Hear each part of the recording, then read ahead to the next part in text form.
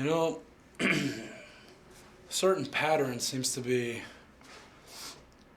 establishing itself in my life lately. Every time Ring of Honor comes to New York City, shocking things involving me seem to happen. Everybody knows what happened at Final Battle. But I think what happened at the 8th anniversary show shocked some people even more. But it didn't shock me at all. I knew that when it came down to it, and we'd end up face to face, you wouldn't be able to do it.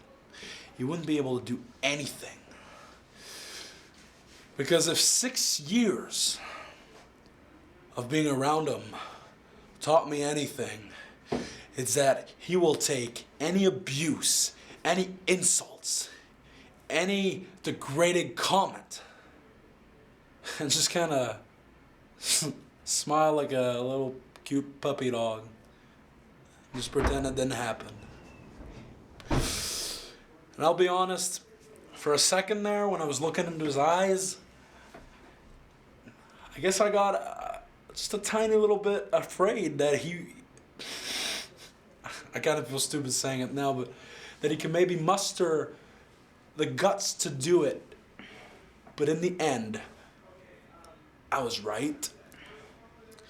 Which is funny because you see, people call me crazy, yet I feel completely justified in what I say and what I do. But it doesn't matter if people want to call me crazy, because what matters is that once that TV title tournament is all said and done, everyone will call me champion. So Ring of Honor officials have decided that 8 men will come together to crown a new television champion. Now, prestigious as that is to be the first champion of anything, the thrill for me has always been in the fight. So 4 men advanced the first round. Me, Eddie Edwards, Kevin Steen, and Kenny King. Now, Mother Nature decided that it wasn't possible for wrestling to go on the next night. So I'll meet back in March, same time, same place, and fight we shall. Now, my semifinal match is Kenny King. Now, Kenny King, you've gotten a lot of attention lately. You're the next superstar. You're the next big thing. You're the next breakout star. You know how many people I've broken that were supposed to be the next big star? You know how many people I've submitted that were supposed to be the next breakout star?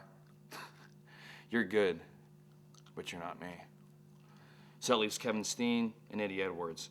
Now, if I know Eddie, and I'm pretty sure I know him well, he knows how to beat Kevin. See, he's going to take advantage of the fact that Kevin's mind is not in a television title tournament. Kevin's mind is on El Jericho. So it's very possible that it'll be me and Eddie in the finals. Now, Eddie, we're wolves. We hunt in packs. But sometimes there's only enough prey for one. I don't need to sit here and hype it up. I don't need to sit here and run on what could be, what might happen. It is what it is. We'll get in there and we'll fight, just like we fight anyone else. Better man wins. It's the way I do it. It's the way you do it. That's what the Wolves have always been about. So I can sit here and usually end my promos the way I usually do by saying the hunt is on, but you know that. Regardless who it is, a wolf's walking out the champ. You know, I'm sitting here in my private dressing room here in Manhattan, and I'm kind of going over the events of tonight. I had a 4-corner survival for my pick 6 spot. I had to face a mountain of a man in Rashi Brown, the old tricky bastard himself, the king of old school Steve Corino, and a little lunatic lizard dude, Delirious. And well, it didn't go so well for your boy. And then later on in the evening, I was a fair and impartial judge in the world title match, and well, that didn't go so good for your boy A-Double either. But you know what that does? That gives your boy Kenny King an opportunity to look forward. And when I look forward, I look at 2 things. I look at the World TV Title Tournament. You see, I should have already been crowned the first ever Ring of Honor World TV Champion, But with the snow and everything going on, you see, God's got a way of making things happen for a reason. Because I feel thoroughly disrespected. I feel that when it came down to who was in that tournament, there were big names. There were American Wolves, Cena Generico. Nobody was talking about Kenny King.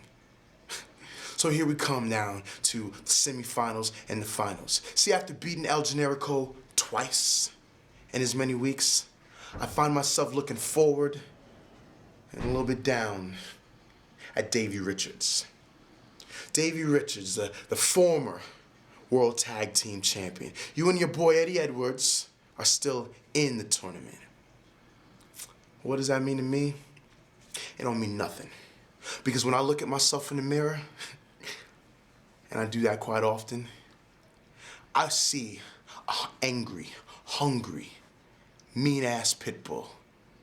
And if I were to get on the phone right now and call my favorite personal friend, my favorite football player, Michael Vick, he would tell me to always take a hungry pit bull over 2 overrated puppies. So, Davey Richards, the dogfight is on, boy. I'll see you in Philly. Now get out of my face, man. I got a lot to think about. Look at Joey Ryan. Look at his face. This was done by someone with children. Is this the type of person that should be reproducing? The type of person who's in charge of the possible future of America? This is done by somebody who's supposed to be a role model. Necro Butcher, I'm gonna take you out now. If for no other reason than to make sure you can reproduce no more. No more little Necros running around contaminating the gene pool. No more little kids, no more rugrats, no more white trash.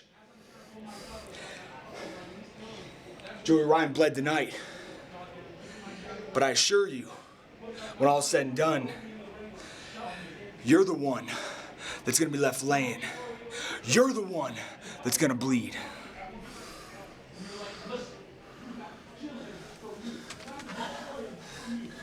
Joey Ryan's big New York debut, and this is how it goes. By a New Yorker, no less, Eddie Kingston. Is this what New York's all about? Is this why New York is filled with degenerates, filled with scumbags? If so, I'm proud to come from Los Angeles. I'm proud to be California, because I'm not a degenerate, and I'm not a scumbag like you, Eddie Kingston. Next time we meet, the outcome will be much different, because you're gonna get a taste of Joey Ryan. Not blood-faced Joey Ryan, but Joey Ryan from Hollywood, California. Rock star charisma, movie star good looks, and Eddie Kingston, you will pay the price. Ring of Honor fans, it's great to be back. I suffered a defeat today to Roderick Strong, guy who I've known for a while. He's a fantastic wrestler, and there's honestly no shame in losing to Roderick Strong. I would have liked to come back with a bang, but I'm not going to beat myself up over this loss. I'd like to come back. I'd like to redeem myself. I hope you fans give me that opportunity.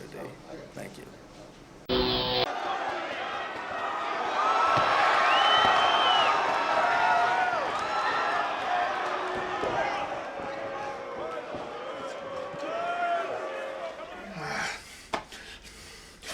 A typical reaction from a typical Southern Delaware redneck tag team. I don't care if you put your hands on women in Delaware, that is not how you treat the Queen of Wrestling, Sarah Del Rey. You see, this was just about those tag titles. But now we got beef. It goes deeper than that.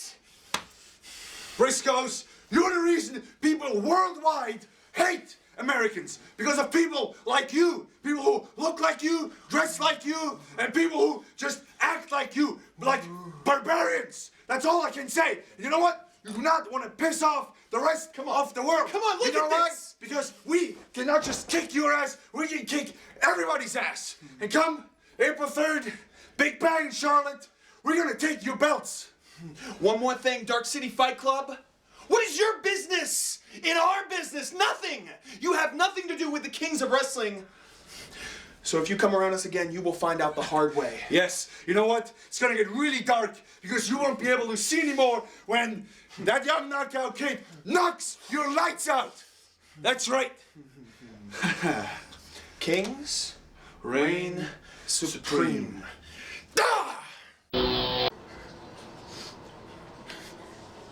Tyler Black, I'm not someone who whines and complains. You beat me tonight. I'd say fair and square, but you know, it kind of felt like you had all the odds stacked in your favor, you know? I mean, you give a guy 75 half-court shots, he's gonna sink one, isn't he? So you're the champion now. Congratulations. Congratulations, you're the man. But seeing you got like 164 rematches, I think being the former two-time world champion, I deserve one. I only need one. I only want one. So I don't care when it is, I don't care where it is, but it better be soon. Because Tyler Black, you got something that belongs to me, and that's my ROH world title. And if you think you're done with me, we ain't done by a long shot.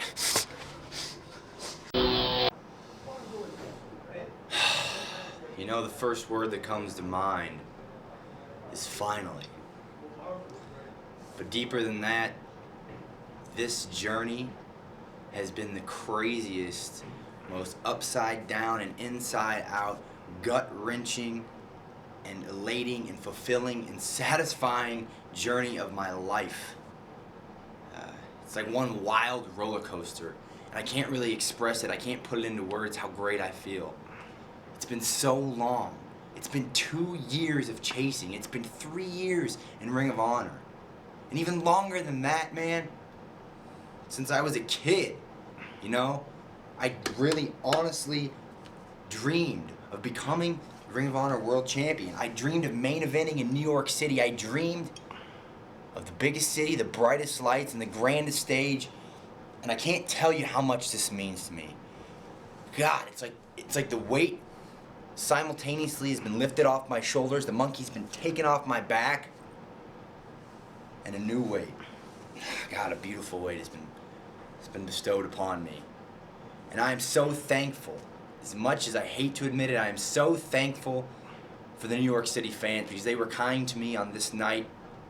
And honestly, that goes for the Ring of Honor fans. Guys, I couldn't have done it without you. And from the bottom of my heart, I honestly want to be your Ring of Honor World Champion. I want to defend this belt across the country and across the world with honor and with dignity and with pride. Because you know what? I worked hard. I do deserve it. And I want to thank you guys one more time. One more time. Thank you, Ring of Honor. Thank you, Ring of Honor fans. I owe you guys one.